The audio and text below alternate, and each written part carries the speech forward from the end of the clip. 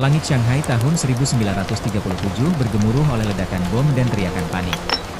Kapal uap dari Eropa baru saja bersandar di pelabuhan yang penuh asap dan puing, dan dari dalamnya turun seorang pria muda berpakaian rapi dengan mata yang memancarkan keteguhan dingin, Gu Yizhong.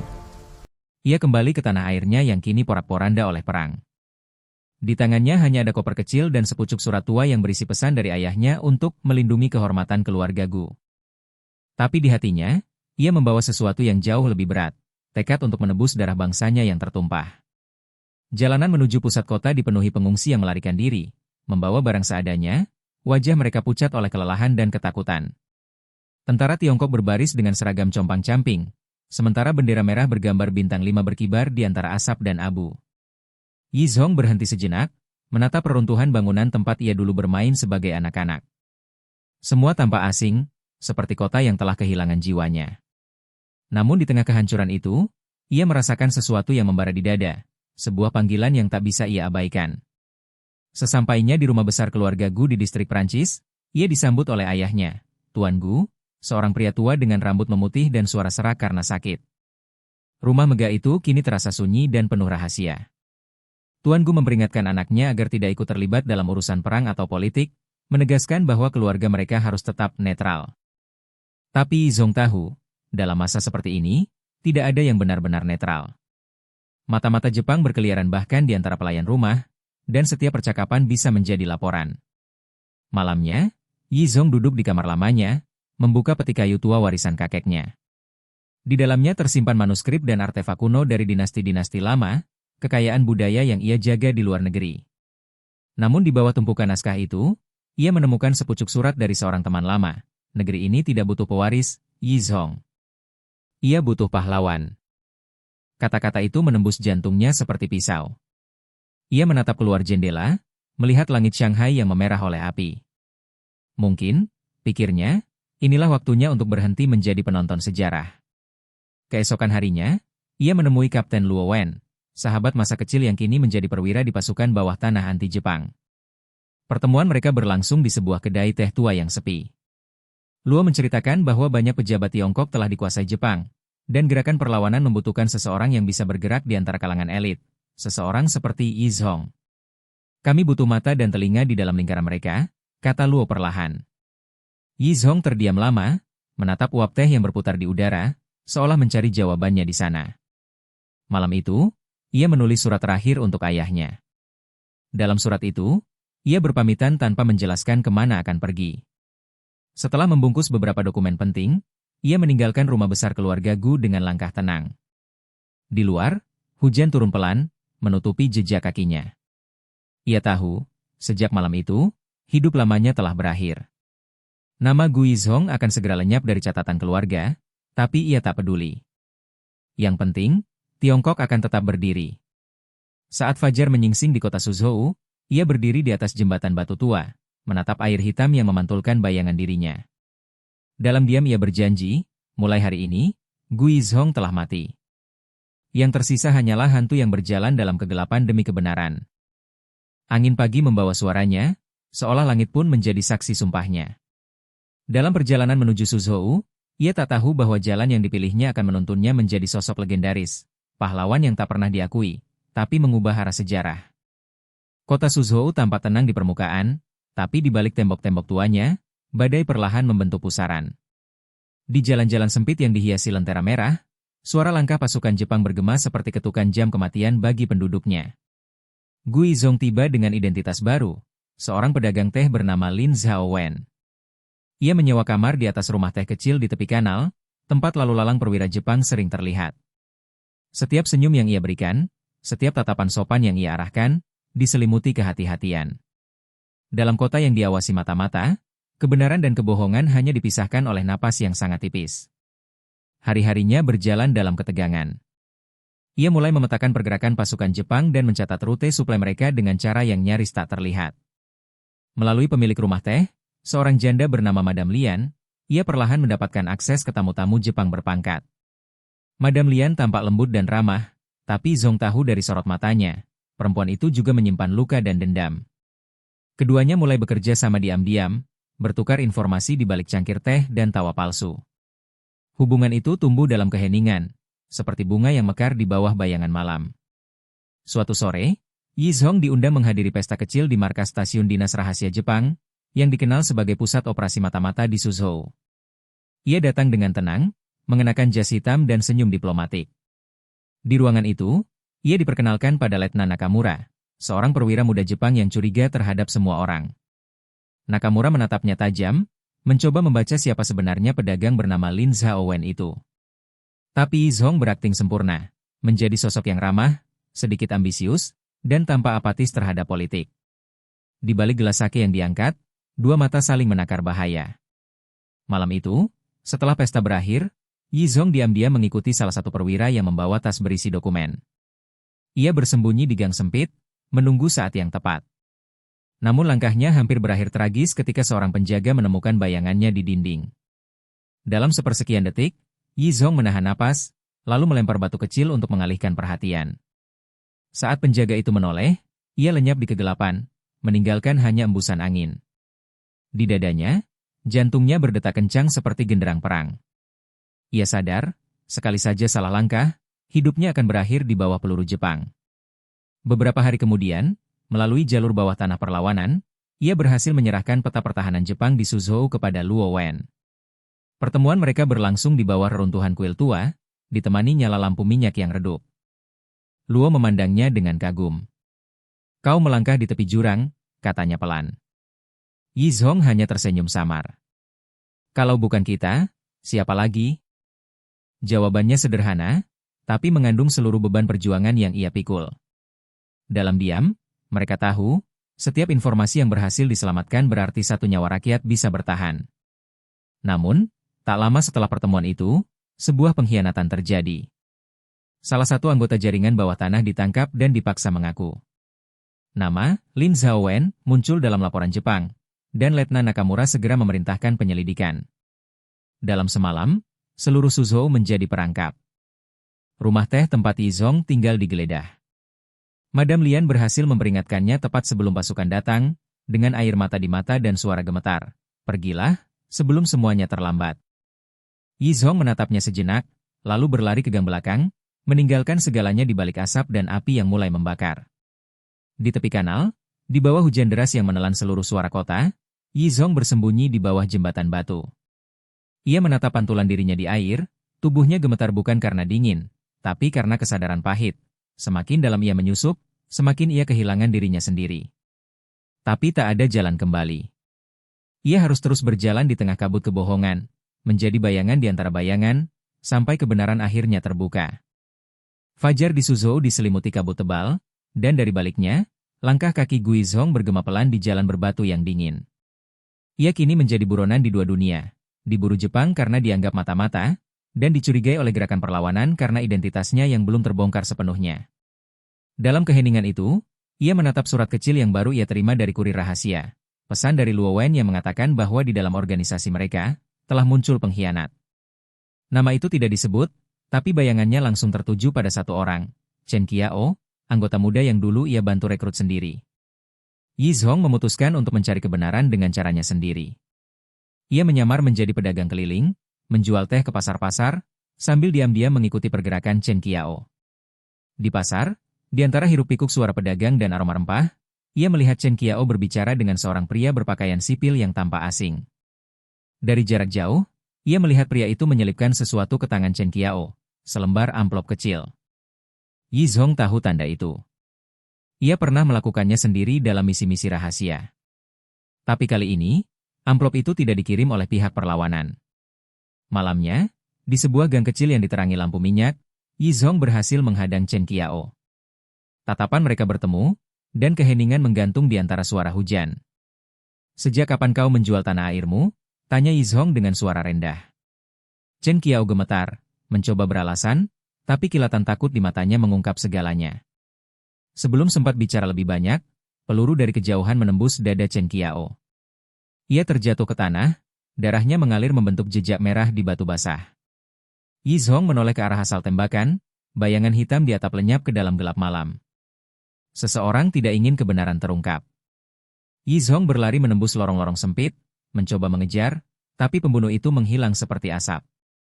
Saat ia kembali ke tubuh Chen Qiao, Hanya ada bisikan terakhir yang keluar dari bibir pemuda itu. Stasiun? Suzhou, bukan yang kau pikir. Lalu napasnya berhenti. Kata-kata itu menghantui Yizhong sepanjang malam. Ia mulai menyadari bahwa apa yang mereka hadapi bukan sekadar pengkhianatan di dalam gerakan perlawanan, melainkan permainan besar yang melibatkan kekuasaan dan kepentingan yang jauh lebih dalam dari yang ia duga. Keesokan paginya, ia menyelinap ke dalam kompleks stasiun dinas rahasia Jepang dengan penyamaran baru sebagai penerjemah. Di sana, ia menemukan ruangan penuh dokumen dan catatan mata-mata yang tersebar di seluruh kota. Salah satu berkas mencantumkan kode operasi dengan tanda merah bertuliskan, Operasi Kabut Giok. Dalam daftar agen yang disebut di dalamnya, ia menemukan sesuatu yang membuat darahnya membeku. Namanya sendiri, Lin Zhaowen, tercatat sebagai agen spesial Jepang. Dengan satu langkah, musuh berhasil menjadikannya pengkhianat di atas kertas, menjebaknya tanpa peluru. Penuh amarah dan putus asa, Yizhong menghancurkan berkas itu dan keluar dari markas. Tapi tindakan itu telah membuat alarm berbunyi. Ia berlari menembus koridor, melewati penjaga bersenjata, dan melompat dari jendela ke halaman belakang. Peluru beterbangan di udara, menembus genteng dan dinding. Ia sempat terjatuh ke tanah, lututnya berdarah, namun tetap bangkit dan berlari menuju kanal. Saat tubuhnya terjun ke air, cahaya senja memantul di permukaannya, menciptakan bayangan yang seolah menggandakan dirinya. Pahlawan dan pengkhianat, dua sisi yang kini tak bisa dipisahkan. Malam itu, basah dan luka-luka, ia berlindung di gudang tua di pinggiran kota. Suara langkah patroli Jepang terdengar di luar, semakin dekat. Ia menatap tangannya yang berlumuran darah, lalu berbisik lirih, kalau musuh ingin menjadikanku pengkhianat, maka aku akan gunakan peran itu untuk menghancurkan mereka dari dalam. Dalam gelap, lahirlah keputusan paling berani dalam hidupnya, menjadi agen ganda di bawah komando Jepang. Bukan demi keselamatan dirinya, tapi untuk satu hal yang lebih besar, membuktikan bahwa bahkan dalam kebohongan, kebenaran tetap bisa bernafas. 3 hari setelah pelariannya, Gu Yizhong kembali muncul di Suzhou, kali ini dengan wajah yang sama, tapi jiwa yang berbeda. Ia datang ke markas dinas rahasia Jepang dengan tenang, membawa surat rekomendasi palsu yang ditulis seolah dari perwira tinggi Jepang di Nanjing. Dengan kefasihan bahasanya dan sikap percaya diri khas kalangan terpelajar, ia berhasil meyakinkan Letnan Nakamura bahwa dirinya bukan mata-mata, melainkan calon penerjemah dan penghubung budaya untuk membantu komunikasi dengan pejabat lokal. Nakamura yang selalu curiga tetap menyipitkan mata, tapi rasa ingin tahunya mengalahkan kewaspadaan. Begitulah, Gu Yizhong resmi diterima sebagai bagian dari sistem yang selama ini ia lawan. Hari-harinya di markas Jepang berjalan di atas pisau. Setiap pagi ia mengenakan seragam abu-abu dan berdiri sejajar dengan orang-orang yang membunuh rakyatnya sendiri. Di depan mereka, ia berbicara dengan tenang, menerjemahkan perintah-perintah komandan Jepang kepada pegawai lokal, tapi di balik senyumnya, ia mencatat setiap nama, setiap peta, setiap rencana yang bisa menjadi amunisi bagi perlawanan. Ia belajar menatap mata musuh tanpa membiarkan kebencian meledak, dan ia belajar bahwa terkadang, keberanian bukanlah berteriak di medan perang, tapi menahan diri agar bisa terus berjuang di balik topeng. Suatu sore, Letnan Nakamura memanggilnya ke ruang kerja. Di meja besar yang penuh berkas operasi, Nakamura berbicara panjang tentang pembersihan kota yang akan segera dilakukan terhadap para simpatisan perlawanan. Kami tahu ada pengkhianat di antara pejabat lokal, katanya tajam. Aku ingin kau membantuku menyiapkan daftar orang yang mencurigakan. Gu Yizhong menunduk sopan, menahan gejolak di dadanya. Di daftar itu, ia tahu akan ada nama-nama yang tak bersalah, bahkan mungkin teman-temannya sendiri.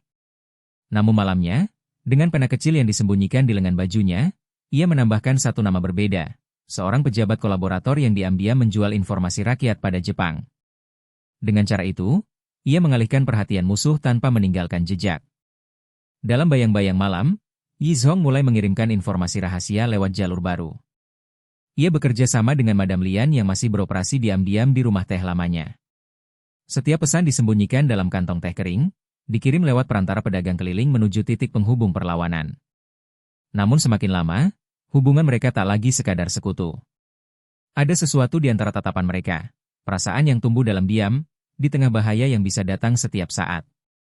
Madam Lian tahu siapa dia sebenarnya, tapi tidak pernah bertanya. Baginya, cukup tahu bahwa pria itu berjuang demi negeri yang sama.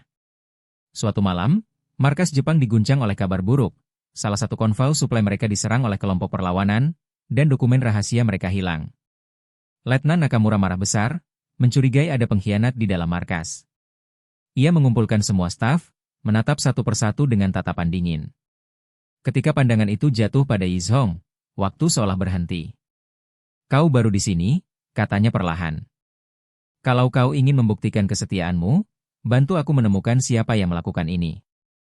Yizhong menunduk dalam, menjawab dengan suara tegas, "Dengan senang hati, Tuan Letnan." Di balik kata itu, hanya Tuhan yang tahu betapa keras jantungnya berdetak.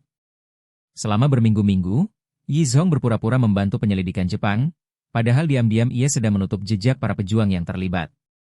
Tapi semakin dalam ia terlibat, semakin sulit ia keluar. Dalam setiap langkah, ia harus menyeimbangkan kebenaran dan kebohongan seperti meniti seutas benang di atas jurang. Satu kesalahan kecil saja, dan seluruh perjuangannya akan runtuh. Kadang, di malam-malam sunyi, ia bertanya pada dirinya sendiri, apakah ia masih Gu Yizhong sang patriot, atau Lin Zhaowen sang kolaborator? Jawabannya selalu tenggelam dalam suara hujan di luar jendela. Hingga suatu malam, saat ia sedang menyalin dokumen di ruang arsip, seseorang menepuk bahunya pelan. Ketika ia menoleh, ia melihat wajah yang tak asing, Luo Wen, sahabat lamanya, kini berdiri di hadapannya dengan seragam pegawai Jepang. Tatapan mereka bertemu, membeku. Tak ada kata yang terucap, hanya satu kesadaran menghantam keduanya. Satu di antara mereka sedang berpura-pura, atau mungkin keduanya. Dalam hening itu, masa lalu dan masa kini bertabrakan, membuka babak baru yang jauh lebih berbahaya dari sebelumnya. Pertemuan di ruang arsip itu menjadi titik balik yang membelah hati Gu Yizhong. Saat Luo Wen berdiri di hadapannya dengan seragam Jepang, semua hal yang selama ini ia yakini seolah goyah. Di antara lembaran dokumen dan cahaya lampu minyak yang bergetar, keduanya saling berpandangan tanpa suara. Akhirnya, Luo berbicara pelan, "Aku di sini karena pilihan, sama seperti kau." Kalimat itu seperti racun yang menetes perlahan ke dalam dada Yizhong. Ia tak tahu apakah Luo juga sedang menyamar, atau benar-benar berpihak pada musuh. Namun ia sadar, satu kata salah bisa berarti kematian bagi mereka berdua. Hari-hari berikutnya menjadi siksaan batin. Luo tanpa sepenuhnya beradaptasi dalam sistem Jepang, bahkan dipercaya menjadi penerjemah utama untuk Letnan Nakamura. Ia terlihat nyaman, sering meneguk sake bersama perwira Jepang, dan terkadang melempar senyum tipis kepada Yizhong seolah ingin mengatakan, "Kita berdua tahu permainan ini." Tapi bagi Yizhong, batas antara sandiwara dan kenyataan semakin kabur. Dalam laporan yang diterimanya dari Madame Lian, muncul desas-desus bahwa seseorang dari dalam markas Jepang telah menjual nama-nama anggota perlawanan. Dan jika itu benar, berarti sahabat lamanya telah menyeberang ke sisi lain. Dalam keheningan malam, Yizhong memutuskan untuk menguji kesetiaan Luo. Ia menulis pesan rahasia palsu, informasi tentang rencana serangan terhadap gudang amunisi Jepang, dan memastikan pesan itu bisa sampai ke tangan Luo tanpa terlihat. 2 hari kemudian, serangan itu benar-benar terjadi, tapi bukan di lokasi palsu yang ia tulis. Jepang sudah lebih dulu menunggu di sana, menewaskan puluhan pejuang. Yizhong menatap laporan itu dengan wajah beku. Hanya satu kesimpulan yang tersisa, seseorang telah mengkhianati mereka. Dan nama itu tak bisa ia hindari. Ketika malam tiba, ia mendatangi Luo di halaman belakang markas, di antara pepohonan bambu yang diterangi sinar bulan. "Berapa lama kau akan berpura-pura?" tanyanya tanpa basa-basi. Luo menatapnya lama, lalu menjawab, "Aku tidak berpura-pura, Yizhong. Aku hanya memilih cara berbeda untuk menyelamatkan negeri ini." Ia menjelaskan bahwa Jepang menjanjikan otonomi kepada mereka yang bekerja sama, dan bahwa kemerdekaan tidak bisa dicapai dengan darah tanpa arah. Kata-kata itu membakar dada Yizhong. "Kau pikir mereka akan memberi kebebasan? Mereka hanya memberi tali yang lebih halus untuk mengikat kita," balasnya keras. Tapi di mata Luo, ada keyakinan yang tak tergoyahkan. Pertengkaran itu nyaris berubah menjadi duel ketika bayangan seseorang muncul di kejauhan. Letnan Nakamura sedang mengamati mereka. Keduanya langsung menahan diri, berpura-pura berbicara tentang dokumen operasi. Namun dari tatapan Nakamura, Yizhong tahu bahwa kecurigaan mulai tumbuh. Malam itu, ia menatap bayangannya sendiri di permukaan air kolam markas. 2 wajah menatapnya kembali, satu wajah patriot, satu wajah kolaborator. Ia tak lagi tahu mana yang asli. Beberapa hari kemudian, sebuah perintah datang. Nakamura memutuskan mengirim Luo Wen dan Yizhong bersama-sama ke operasi lapangan di Wuxi untuk mengamankan informasi rahasia. Di hati Yizhong, ada firasat bahwa perjalanan itu bukan misi biasa. Itu adalah ujian terakhir, dan mungkin salah satu dari mereka tidak akan kembali. Kereta malam menuju Wuxi berderak di tengah hujan. Di dalam gerbong yang remang, Guizhong duduk berhadapan dengan Luo Wen. Tak ada percakapan di antara mereka, hanya suara roda kereta yang seperti menghitung waktu menuju takdir. Di luar jendela, petir membelah langit, menyingkap wajah-wajah penumpang lain, beberapa tentara Jepang, beberapa sipil yang ketakutan. Misi mereka jelas, menyelidiki markas rahasia perlawanan di desa kecil di pinggiran kota Wuxi. Tapi di hati Yizhong, misi itu lebih dari sekadar penyelidikan. Itu adalah perjalanan menuju kebenaran, tentang siapa di antara mereka yang benar-benar setia. Setibanya di Wuxi, mereka disambut oleh bentangan sawah berkabut dan aroma tanah basah. Pasukan kecil Jepang yang menyertai mereka mulai menyisir rumah-rumah penduduk. Yizhong memanfaatkan kesempatan itu untuk menatap sekitar, wajah-wajah petani yang ketakutan, anak-anak yang bersembunyi di balik pintu bambu, dan di tengah semuanya, sebuah ladang bunga liar yang tumbuh di bekas kuburan tentara. Ia tahu, tanah ini telah minum terlalu banyak darah. Luo berdiri di sampingnya, menatap pemandangan itu tanpa kata. Dalam sekejap, nostalgia masa muda mereka menyeruak, tapi cepat tenggelam di bawah beban perang. Ketika malam tiba, mereka menemukan gubuk tua yang konon menjadi tempat persembunyian dokumen perlawanan. Di dalamnya, hanya ada abu kertas dan bau mesiu. Seseorang sudah lebih dulu datang, kata Luo datar. Namun sebelum mereka sempat keluar, tembakan meletus dari luar. Pasukan Jepang disergap oleh kelompok gerilya. Yizhong terjatuh ke tanah, menarik pistolnya. Dalam kekacauan itu, ia melihat Luo mengarahkan senjata, bukan ke musuh, tapi ke arah perwira Jepang yang memimpin mereka. Satu tembakan, satu tubuh jatuh. Luka di dada perwira itu menandakan sesuatu. Luo tidak sepenuhnya di sisi musuh. Mereka berdua melarikan diri ke hutan, dikejar oleh pasukan Jepang yang marah. Hujan semakin deras, menelan suara langkah kaki. Di bawah sinar kilat, dua sahabat itu berlari berdampingan, musuh dan kawan, pengkhianat dan pahlawan, tak lagi terpisahkan. Saat berhenti di tepi sungai untuk bernafas, Luo berkata lirih, aku harus tetap di dalam sistem itu, Yizhong. Kalau aku keluar, tak ada lagi yang bisa mengendalikan mereka dari dalam. Yizhong menatapnya lama, lalu mengangguk. Ia akhirnya mengerti, mereka berdua berjalan di jalan yang sama, hanya dari arah berbeda. Namun kebersamaan itu tak bertahan lama. Saat mereka hendak menyeberangi sungai, peluru menembus bahu Luo. Ia jatuh, menahan darah yang mengalir deras. Yizhong berusaha mengangkatnya, tapi Luo mendorongnya pergi. Pergi? Aku sudah cukup jauh, katanya lemah. Di balik matanya, ada kedamaian yang tak pernah ia lihat sebelumnya. Saat suara pasukan semakin dekat, Yizhong menatap sahabatnya untuk terakhir kali, lalu melangkah ke kegelapan, meninggalkan tubuh Luo di tepi sungai yang memerah oleh hujan. Di pagi hari, kabar resmi yang keluar dari markas Jepang menyatakan bahwa Luo Wen gugur sebagai pahlawan Kekaisaran Jepang. Tapi di kalangan bawah tanah, berita yang berbeda menyebar, bahwa seorang pejuang rahasia mengorbankan dirinya untuk menyelamatkan puluhan sandera dari pembantaian. Yizhong membaca laporan itu diam-diam, menatap namanya yang kini semakin tenggelam dalam bayangan. Ia sadar, setiap pahlawan dalam perang ini harus rela tak diingat. Malam itu, di atap rumah teh lama di Suzhou, ia menatap ke langit penuh bintang dan berbisik lirih, kita sama, Luo, pahlawan yang tak terlihat. Angin membawa suaranya melewati kanal, membawa bersama kenangan, luka, dan harapan yang belum mati. Musim gugur tiba di Suzhou dengan udara yang tajam dan daun-daun kuning berjatuhan di halaman markas Jepang. Sejak kematian Luo Wen di Wuxi, posisi Guizhong justru naik. Letnan Nakamura kini mempercayainya lebih dari sebelumnya, menjadikannya penerjemah pribadi dan penghubung utama dengan pejabat lokal. Tapi di balik senyum itu, Nakamura mulai mengawasi setiap langkahnya dengan mata dingin. Orang yang terlalu berguna, katanya suatu sore, kadang adalah yang paling berbahaya. Kata-kata itu menancap dalam, seperti ancaman yang disamarkan menjadi pujian. Yizhong tahu waktunya tidak banyak. Ia mulai menggali informasi lebih dalam tentang Operasi Kabut Giok, proyek rahasia Jepang yang disebut-sebut akan mengubah arah perang di wilayah timur. Dalam arsip yang dijaganya, ia menemukan petunjuk tentang pengiriman senjata kimia melalui jalur sungai Suzhou. Jika operasi itu berhasil, ribuan warga sipil akan menjadi korban. Ia menyalin dokumen itu dalam malam senyap, menulis di balik halaman kamus Jepang Cina yang selalu ia bawa. Tapi malam itu juga, ia merasa sesuatu aneh, Seseorang telah masuk ke kamarnya dan mengubah posisi pena di mejanya. Ia tidak sendiri lagi. Keesokan harinya, Madam Lian datang menemuinya diam-diam di pasar, dengan wajah cemas. Ada bisikan di kalangan perlawanan, katanya. Ada orang baru di markas Jepang yang mengetahui semua pergerakanmu.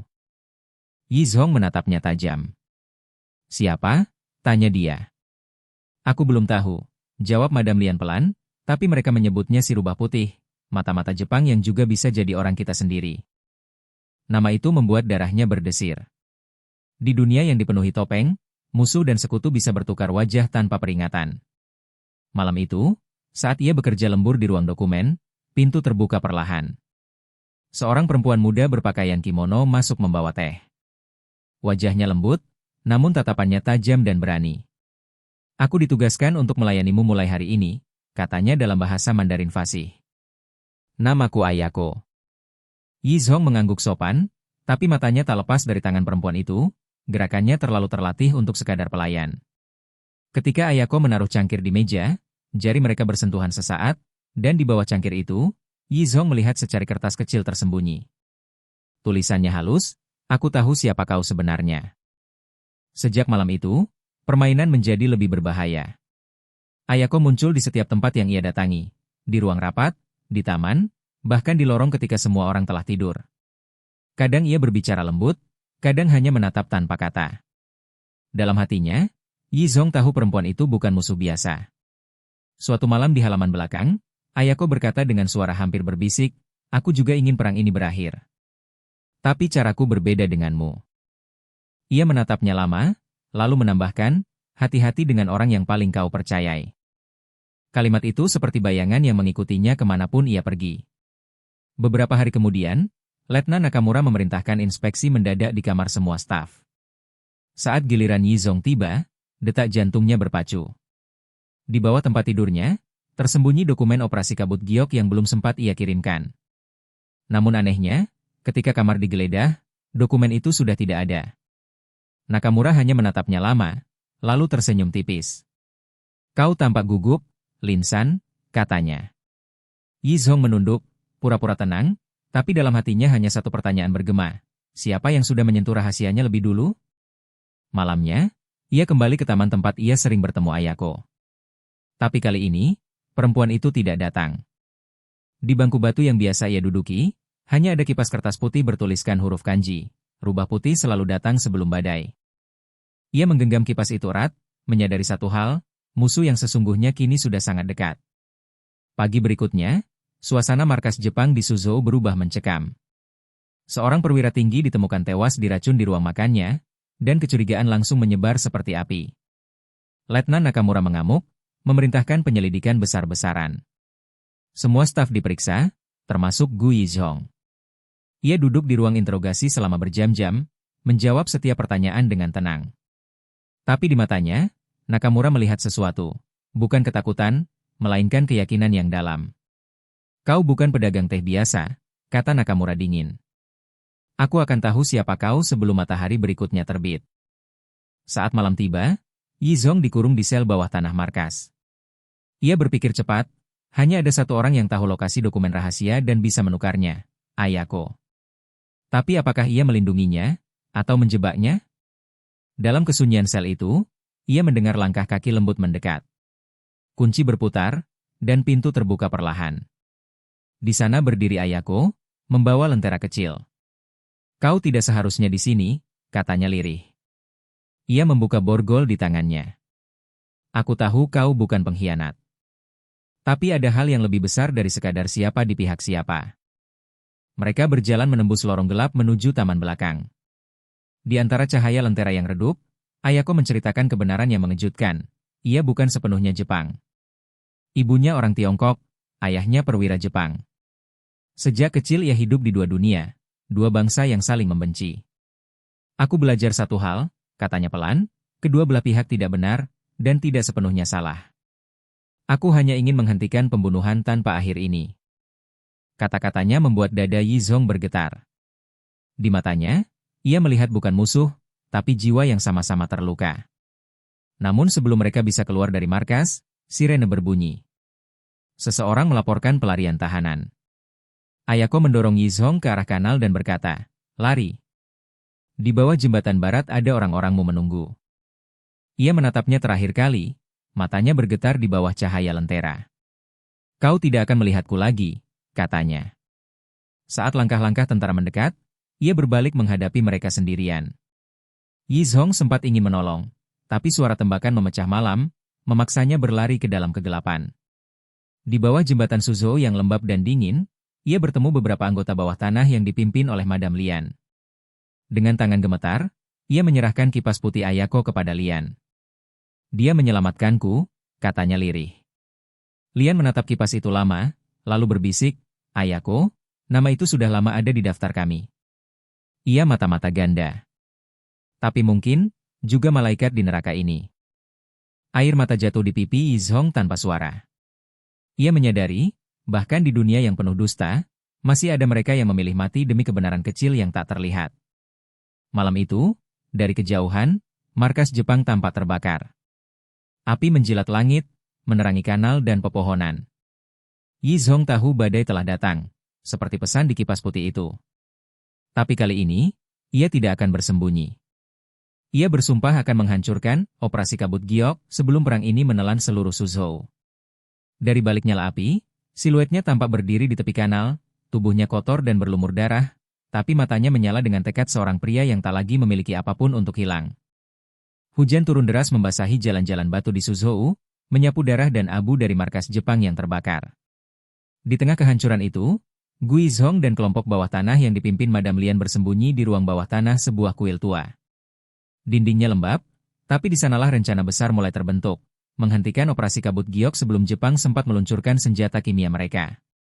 Peta-peta terbentang di meja kayu, lilin-lilin kecil berkedip di antara wajah-wajah tegang yang tahu bahwa sekali salah langkah, semuanya akan berakhir. Gu Yizhong berbicara perlahan, suaranya tenang namun tajam. "Konvoi bahan kimia akan melintas lewat kanal timur 2 malam lagi. Kita harus menghentikannya sebelum mencapai pabrik di pinggiran kota." Madame Lian mengangguk, matanya penuh tekad. "Dan jika itu gagal?" tanyanya. Yizhong menatap jauh ke arah jendela kecil yang memantulkan kilatan petir. "Kalau gagal, aku sendiri yang akan masuk ke pabrik itu." "Sendirian?" Tidak ada yang berani menjawab, mereka tahu pria itu bukan hanya bicara. Malam berikutnya, Yizhong menyamar sebagai petugas Jepang yang selamat dari kebakaran markas. Dengan kartu identitas palsu dan sedikit darah di seragamnya untuk menambah kesan realistis, ia berhasil menyusup ke konvoi pengangkut bahan kimia. Di sepanjang perjalanan, ia melihat drum-drum besar berisi zat berbahaya yang ditandai dengan simbol merah, senjata yang mampu memusnahkan satu distrik dalam hitungan menit. Dalam diam, ia menghitung waktu, menandai titik di mana terowongan sempit di bawah jembatan bisa dijadikan tempat sabotase. Namun, saat ia turun untuk memeriksa salah satu gerbong, suara yang sangat dikenalnya terdengar dari belakang. "Kau pikir aku tidak akan mengenalmu, Lin-san?" Letnan Nakamura muncul dari balik kabut, menodongkan pistol ke arahnya. Di wajahnya, tidak ada lagi senyum licik, hanya kebencian yang dingin dan nyaris pribadi. "Ayako tewas karena kau," katanya. Dia mengkhianati Jepang demi seorang pria yang bahkan tidak akan dikenang. Yizhong menatapnya tajam. "Dia mati demi sesuatu yang lebih besar dari kita berdua." Tembakan pertama memecah keheningan malam. Mereka bertarung di atas jembatan licin, bayangan mereka menari di antara kilatan petir dan gemuruh langit. Di tengah pergulatan itu, satu peluru menghantam bahu Yizhong, tapi ia terus melawan. Dengan sisa tenaga, ia melemparkan obor ke arah truk berisi bahan kimia yang telah ia bocorkan sebelumnya. Ledakan besar mengguncang langit, menyinari seluruh kanal dengan warna jingga membara. Nakamura terlempar ke sungai, dan tubuhnya menghilang dalam kegelapan. Saat api menyebar, Yizhong tersungkur di tepi jembatan. Asap tebal menyelimuti langit Suzhou, tapi ia tersenyum tipis. Dalam pikirannya, ia mendengar suara Ayako, lembut dan jauh, rubah putih datang sebelum badai. Ia sadar, badai itu kini telah lewat, dan ia berhasil menghentikannya. Namun, tubuhnya lemah, dan pasukan Jepang pasti akan segera datang. Ia menyeret dirinya ke tepi jalan, menatap ke arah kota yang pernah ia cintai, kini diselimuti kabut dan api.